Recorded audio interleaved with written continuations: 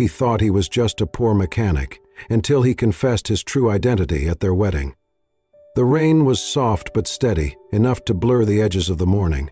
Olivia gripped the steering wheel as her car lurched forward, then stalled completely in the middle of an unfamiliar residential street. She groaned, hit the hazard lights, and checked her phone. No signal. Of course. She stepped out, pulling her coat tighter. The neighborhood was quiet. Neatly trimmed hedges, closed windows, no one around. She scanned the street, hoping for a gas station, a garage, anything. Then she heard the faint sound of metal clinking nearby. Following the noise, she turned down a side street and saw a man crouched beside an old red sedan. An elderly woman stood under a polka-dot umbrella, watching him with a soft, familiar fondness. The man worked silently, arms streaked with grease, his gray t-shirt damp with rain. There was something grounded about him, steady, deliberate. "Excuse me," Olivia called, approaching. "I'm sorry to interrupt, but my car just died back there. I think it's the engine, or something." The woman smiled. "You're lucky. Brian here's one of the good ones. Helped me more times than I can count." Brian stood, wiping his hands on a rag. He looked to be in his early 30s, with damp hair sticking to his forehead and calm brown eyes that didn't waver when he met her gaze. "I'll take a look," he said simply. He grabbed a toolkit from the car trunk and followed her back without asking questions. Olivia walked beside him, aware of his quiet presence, not cold, just intentional. Within minutes, Brian had the hood of her car open, sleeves rolled, brows furrowed in concentration. Rain fell harder, but he barely reacted. Olivia watched, struck by the ease in his movements, the way he handled each tool like an extension of himself. "Alternator's weak," he said finally. "I adjusted it so you'll make it where you're going, but you'll need it replaced soon. It won't hold long." "You fixed it that fast?" Olivia asked, stunned. Brian nodded, already wiping his hands. "Temporary fix, but it'll get you there." "Thank you, really. Let me pay you for your time." He shook his head. "You don't owe me anything." "No, I insist," she said, reaching into her purse. "You just saved my morning." "I don't do this for tips," he said gently. "Just check your brakes every couple of months. Don't let your car be more important than you are." Something in his tone, firm, kind, made her pause. She nodded. He handed her a small, oil-smudged card. Written in neat handwriting were a name, a phone number, and two simple words: Garage 47. "Thank you," Olivia said softly. Brian just nodded and turned back toward the woman under the umbrella, who gave Olivia a knowing smile. Back in her car, the engine started on the first try. She sat for a moment, watching the rain bead on the windshield. The card rested on her lap. There was no website, no business slogan. Just a name, a number, and something she could not name. Something that felt different. That night she found herself reading the card again. Garage 47. She tucked it into her purse, though she was not sure why. 3 days later, she drove across town to an address she had traced from the number. The shop was tucked between a laundromat and a diner, with a crooked sign and wind chimes made from spark plugs. The open bays smelled of oil and metal. Brian was there, kneeling beside a truck tightening a bolt. His shirt was streaked with fresh grease. When he looked up and saw her, he didn't look surprised. He smiled faintly. "Car trouble again?" he asked. Olivia shook her head. "Not this time. I just wanted to say thank you. Properly." And for the first time in a while, she felt like she was exactly where she was meant to be. Over the weeks that followed, Olivia found herself returning to Garage 47 more often than her car required. Sometimes she brought coffee, sometimes pastries, once even a homemade sandwich that she insisted was too much for one lunch, but somehow always ended up in Brian's hands. He never asked questions, never pushed. He simply greeted her with that quiet smile and always made time to talk, even if it was just for 5 minutes between brake pads and oil changes. They began sharing things, not just about cars, but about life. Olivia spoke about her job in marketing and how it often felt like running in place, with a smile. Brian listened, occasionally offering thoughtful responses, but mostly just being present, which was more than she was used to. He told her little about himself, mostly stories from the garage or his old neighborhood, but Olivia did not press. It was enough, somehow, to just exist in the same quiet spaces. Brian lived simply. His clothes were plain, mostly faded from wear. His apartment above the garage was modest, neat, and filled with things that clearly held personal value. Old tools from his father, black and white photographs, dog-eared books. He never bragged, never talked about money, and never acted like he wanted to impress anyone. Instead, he spent his days fixing what was broken and his nights helping others fix theirs. Olivia soon learned that Brian often repaired cars for the elderly in the neighborhood without charging a cent. He even ran a small, unofficial check-in list for single moms who could not afford maintenance, showing up on weekends to top off fluids, replace wipers, or rotate tires. "Why do you do it?" she asked him once, genuinely curious. He shrugged, wiping grease from his knuckles. "Because I can. Some people need their car to work just to survive. It costs me time, not character." Those words stayed with her. It was not just what he did, it was how he did it, quietly, without recognition. Olivia had dated successful men before, lawyers, entrepreneurs, one guy who had a private jet. But none of them had ever looked at her the way Brian did when she was explaining why she hated Monday mornings, or listened to her favorite childhood memory like it was the most important thing he'd ever heard. For the first time in a long while, she felt safe, not just physically, but emotionally, spiritually. She could breathe around him. The real turning point came when Olivia mentioned, almost offhandedly, how her mother's kitchen was falling apart. Her mother lived in a small, aging house on the edge of town. The cabinets were warped, the sink leaked, and the floor tiles were coming loose. It had been on their someday list for years. Brian just nodded. 2 Saturdays later, he showed up at her mom's doorstep with a toolbox, plywood, and a smile. Olivia was stunned. "You're serious? Tell me where to start." It took 3 weekends. Olivia helped where she could, passing tools, sanding cabinets, fetching snacks. But it was Brian who did the heavy lifting. He stayed late, came early, and never once complained. He did not accept payment. He would not even let her mother cook him dinner in return. "This is my thank you," he said one evening, screwing in the last cabinet door, "for raising someone who makes Tuesday afternoons feel like Christmas morning." That night, as Brian packed up his tools and headed to his truck, Olivia's mother stood beside her in the doorway, watching him. She leaned in and whispered, "You should hold on to that one, sweetheart. Men like him don't come around twice." Olivia did not respond. She could not. Her throat was too tight, her heart too full. Later, as they stood in the driveway, Brian leaned against his truck, looking out at the quiet street. "You don't have to thank me," he said, almost reading her mind. "But I want to," she whispered. He turned to her, eyes soft beneath the streetlight glow. "Then just don't leave." And she did not. From that moment forward, Olivia knew something had shifted. This was no longer something casual. It was not about excitement or charm or even romance. It was about home. And somehow, without her noticing, she had found hers, in the calloused hands and steady silence of a man who never needed to be more than himself. It was supposed to be a simple surprise. Olivia had finished work early and picked up Brian's favorite cinnamon bread from the small bakery 2 blocks from Garage 47. She was smiling to herself as she walked up the gravel drive, the scent of grease and rain-soaked pavement oddly comforting after the day she had had. She wanted to see his face light up, hear his low laugh, feel the warmth she had grown so attached to over the past few months. But as she rounded the side of the garage toward the entrance, she stopped short. Brian was not alone.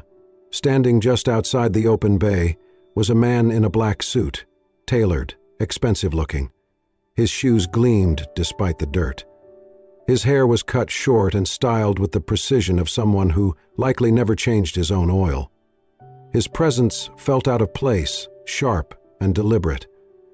Brian stood in front of him, arms crossed. His expression was unreadable, serious, controlled, but focused in a way Olivia had never seen.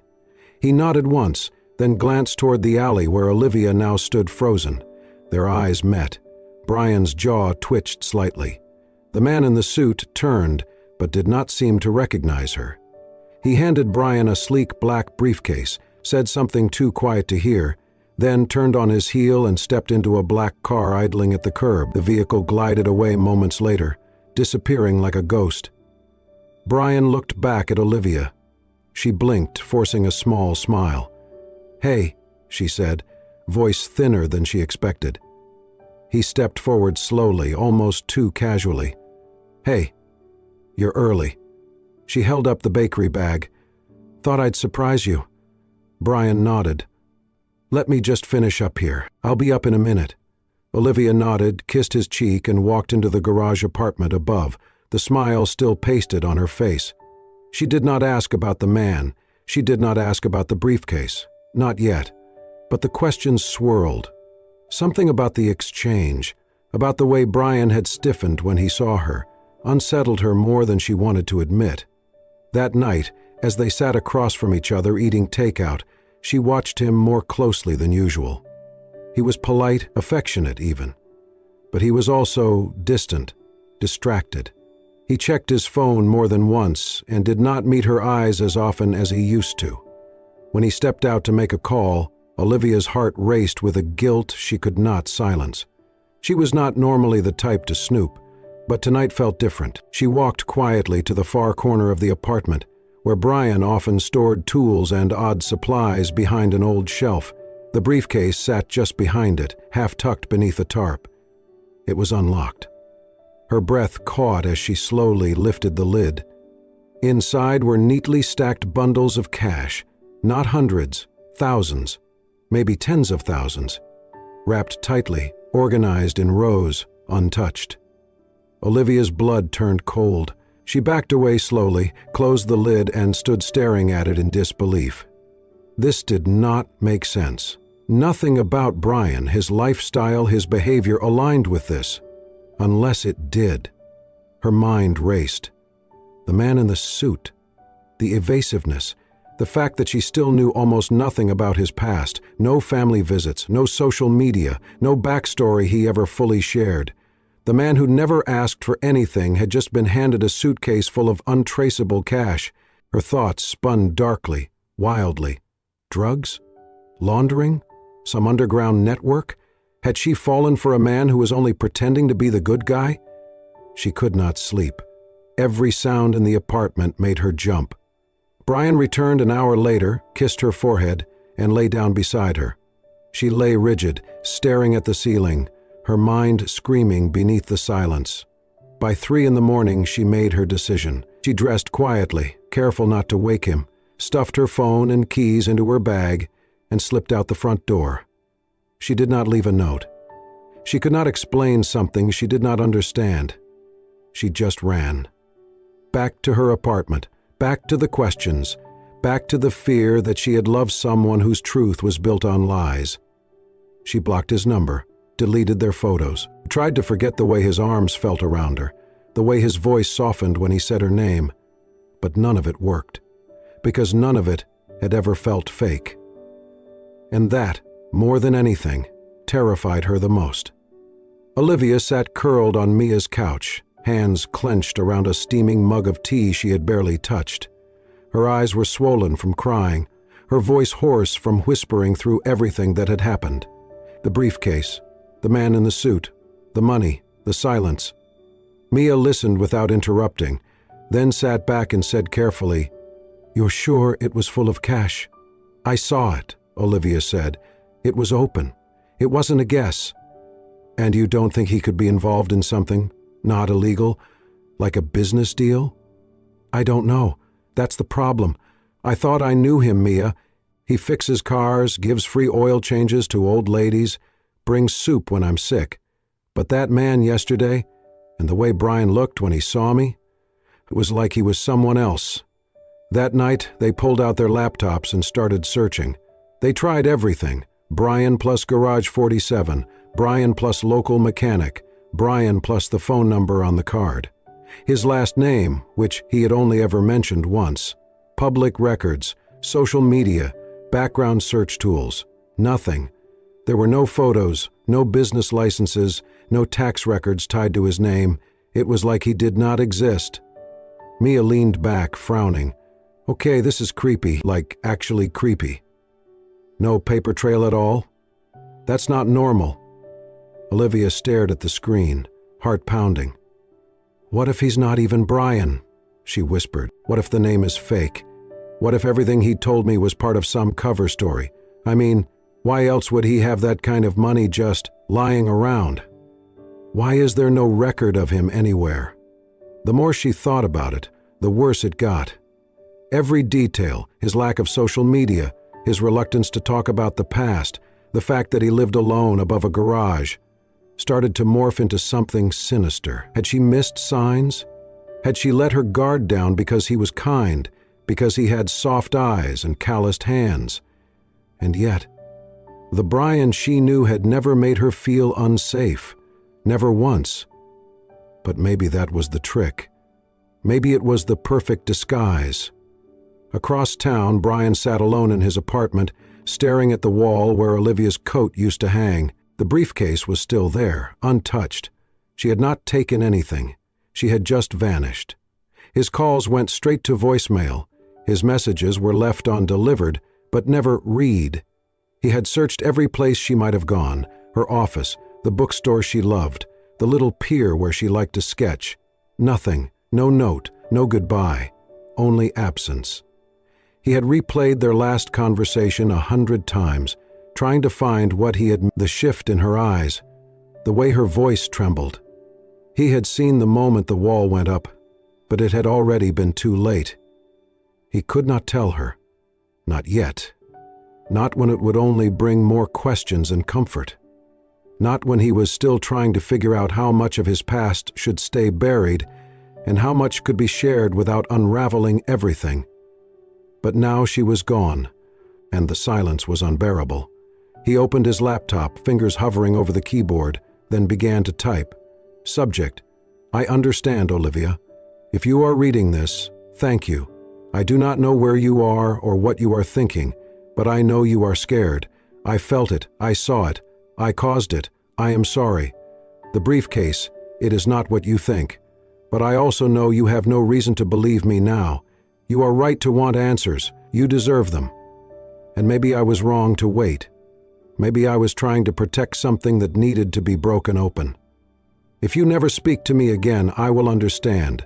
But please, before you decide who I am, know this: I never lied to hurt you. I never touched your life to play with it. You were the first person who ever saw me without asking for more. You made me believe I could live honestly. If you are afraid, I will let you go. But if you are not, come back. I will show you everything. Brian, he hit send, knowing it might be the last thing she ever read from him. And then he sat in the quiet, surrounded by shadows of someone who once believed he was simply a good man with a wrench, and not someone hiding a past that could cost him everything, including her. The last person Olivia expected to see that Saturday morning was Brian. She had come to the community fundraiser out of obligation. A friend from work had invited her, and she had agreed just to be polite. She was not in the mood for cheerful music, colorful booths, or smiling volunteers. Her heart still ached in places she could not name. But as she wandered past rows of tables with raffles and bake sales, her eyes caught on a group of children gathered near a small tent labeled Rebuild. Volunteers were helping fit kids with prosthetic limbs, custom-painted, bright with stickers and superheroes. A boy in a wheelchair beamed as a young man helped him attach a new, vibrant red prosthetic arm. It was Brian. He was kneeling on the grass, focused, gentle, laughing softly as he adjusted the fit. He looked different somehow, lighter and heavier at the same time. There was something in his eyes that pulled at her in ways she did not want to feel again. He looked up and froze. Their eyes locked across the crowd. Olivia hesitated, breath catching. She could have turned and walked away. But she did not. Her feet moved before her mind did. Brian stood slowly as she approached. For a moment, neither of them said anything. "You look well," he said quietly. "So do you," she replied. There was another pause. Then Olivia spoke before she could lose her nerve. "Was it real?" Brian blinked. "What?" "What we had. Before the briefcase. Before the silence. Was it real? Or just part of some version of you I wasn't supposed to know about?" Brian looked down, hands in his pockets. "It was the only real thing I've had in years." "Then tell me the truth," she said, her voice firm. "Now." He looked at her for a long moment, then nodded. "Come with me." They drove in silence. Brian took her to the edge of town, down a winding road that led to a modest single-story house surrounded by trees. It was quiet, unremarkable. Nothing about it screamed secret wealth or danger. Inside it was warm, filled with mismatched furniture and shelves lined with old books and framed letters. In the corner stood a table covered with documents, donor envelopes, and photos of smiling children from different parts of the country. "This is where the money goes," Brian said softly. "The briefcase, the trust." Olivia stepped closer, scanning the photos. Kids with new legs and arms, mothers holding thank you signs, clinics in rural towns with handmade banners. "I started it 5 years ago," he continued, "anonymous, quiet. I didn't want my name on it. I didn't want it to be about me." Her throat tightened. "Then why the garage? Why the secrecy?" He sat down on the edge of a worn couch and looked at her, finally meeting her eyes. "Because I was raised with money I never earned. Because I was told that helping people only mattered if your name was on the plaque. And I hated that. I wanted to know who I was without the noise, without the legacy. I chose the garage because it was honest. Because every fix, every smile, every scraped knuckle, it was mine, not inherited, not bought." Olivia swallowed hard. "And the man in the suit?" "My lawyer," Brian said. "The trust is managed under a different name. He brings cash withdrawals every quarter, enough to fund each branch of the project. I didn't want it traced back to me." There was silence for a moment. Then he added quietly, "I'm not a poor mechanic, Olivia, but I've never wanted to live off money I didn't earn. I've been trying to rebuild something, starting with myself." She sat beside him, her fingers brushing the edge of a photo. "You could have told me." "I wanted to. But by the time I realized you mattered more than the lie, it felt too late." Tears welled in Olivia's eyes, uninvited and persistent. "I left because I was scared," she whispered. "Not of you, of finding out I didn't really know the person I gave my heart to." Brian reached out, gently taking her hand. "I never wanted to be someone you had to figure out. I just wanted to be someone who was enough, without a title, and maybe you are," Olivia said, voice trembling. "Maybe you always were." In that little house filled with quiet proof of who he really was, the space between them finally felt honest again. Not perfect, not easy, but true. The ride back from the small house was quiet, but this time it was not uncomfortable. Olivia sat beside Brian, staring out the window, her thoughts full, her heart softening with each mile. She no longer felt angry. What had replaced it was something far more humbling. Shame. Shame that she had assumed the worst about someone who had only ever shown her the best of himself. Brian had not begged her to stay. He had not tried to explain away her fears. He simply showed her the truth and let her decide what to do with it. When they reached the edge of town, he pulled over near the same street where they had first met, the same sidewalk where she had stood, helpless and flustered, with a broken car and a rain-slicked coat. He turned off the engine, resting his hands on the steering wheel for a moment. "If you want to walk away again," he said gently, "I won't stop you." Olivia turned to look at him.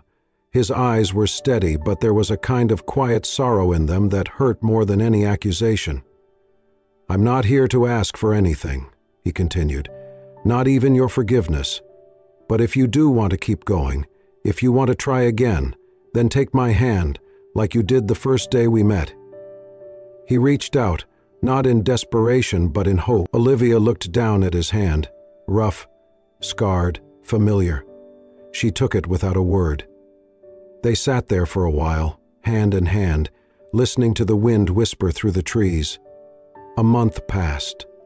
Slowly, gently, they rebuilt. Olivia returned to the garage, not just to bring coffee, but to sit nearby and sketch while Brian worked. They shared quiet lunches on the tailgate of his truck. Sometimes they talked, sometimes they didn't. Brian never pressed. He was just there, steady, patient, real. That steadiness was what allowed her heart to come back to life, bit by bit. One evening, Brian invited her to a charity gala hosted by his organization. It was a simple event in a repurposed barn outside the city, lit by string lights, with soft music and tables lined with handmade crafts and silent auction items. Olivia wore a navy dress, Brian a jacket, no tie, still boots. They looked like themselves, just more polished. As the night wound down, Brian took the stage. "Thank you all for being here," he began, voice calm and warm. "This project started quietly. I never wanted it to be about credit, but tonight I'd like to use this moment for something personal." Murmurs moved through the crowd. Olivia's breath caught. He looked at her directly. "The first time I met Olivia, she was stranded on the side of the road, her car stalled, her face looking like the world had ended. She didn't ask for help, she apologized for needing it." Laughter fluttered around the room. "I gave her a note with the name Garage 47 and thought I'd never see her again, but she came back." He stepped off the stage and walked toward her, pulling something from his jacket pocket. When he reached her, he knelt, not grandly, just with quiet purpose. "Olivia, the first time I met you, your hands were shaking because your brakes were bad. Today, if your hands are shaking, let it be because you're nervous about forever, and let me hold them every day of it." He opened his hand. No ring, no box, just a folded piece of paper, the same kind as his old garage card. In the same handwriting it read, "Still Garage 47, still yours if you'll have me." Tears welled in her eyes as she nodded. "Yes," she whispered, "I've always been yours." They embraced as the room filled with soft applause and gentle music, holding each other under the glow of barn lights like they were finally exactly where they belonged. The garden behind the Hearts and Hands headquarters had been transformed into a quiet haven. Wildflowers lined the path, string lights hung between trees, and wooden chairs faced a small altar beneath an old oak tree. Olivia stood beneath it, her white dress catching the golden light. Her hair was tucked with lavender, no veil, no train, just a ribbon around her waist, soft and sincere. Brian stood across from her, gray vest and sleeves rolled, his smile steady. He looked like the man who had fixed her brakes and somehow, also, the man who had healed her. The guests weren't executives or VIPs. They were people Brian had helped. An elderly woman with a walker, a boy with a new prosthetic arm, teenage mechanics, volunteers, people whose lives had been touched not by wealth but by care. The ceremony began with honest vows. Olivia promised to listen, even in frustration. Brian promised to tell the truth, even when it was hard. They vowed to keep choosing each other, not for who they once were, but for who they were becoming. Then the officiant paused and turned to Brian.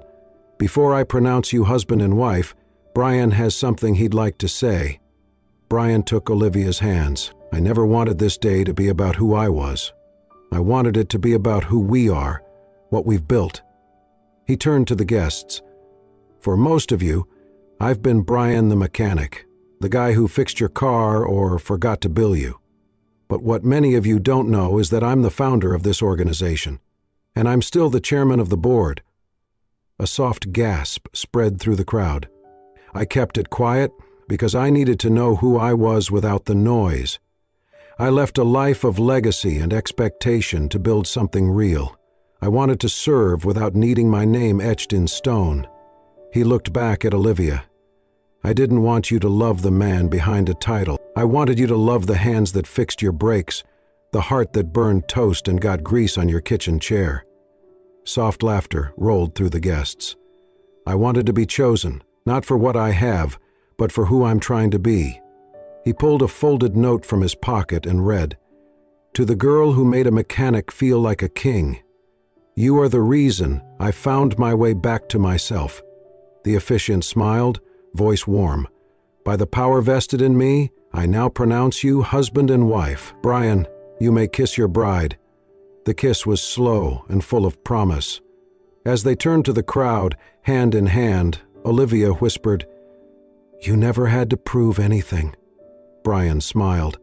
"Maybe not, but I needed you to know everything, and still stay. Always," she said. The rest of the afternoon was filled with laughter. Barefoot kids dancing in the grass, elders raising lemonade in toasts, and stories shared under the trees. Olivia looked around and saw the quiet legacy Brian had built, not with wealth, but with love. And as they walked past the rows of wildflowers and lanterns, she thought of the first day, when all he gave her was a card, Garage 47. And somehow, that had been more than enough. 1 year later, the life Brian and Olivia built together was not one of grand headlines or lavish travel, but of rhythm, purpose, and peace. They lived in a modest wooden house on the edge of town, tucked beneath a canopy of tall pines, and wrapped in the kind of quiet that let you hear birds before sunrise. It was the kind of home where the porch creaked when you stepped on it, and the windows fogged slightly in the morning, where everything felt lived in, warm and real. Brian still worked with his hands. He kept Garage 47 open on weekends, not because he needed the money, but because he loved the work. He fixed brakes for single moms, replaced radiators for old friends, and spent his Saturday mornings running free technical classes for teenagers who might not have had a father figure or a steady hand in their lives. Olivia opened a small interior design studio just down the road, a community-focused space where people from all walks of life could come and consult on how to turn small rooms into sanctuaries. Her favorite projects were the affordable ones, shelter spaces, single-bedroom apartments, the homes of quiet warriors just like Brian. She believed everyone deserved to live in beauty, even on a budget.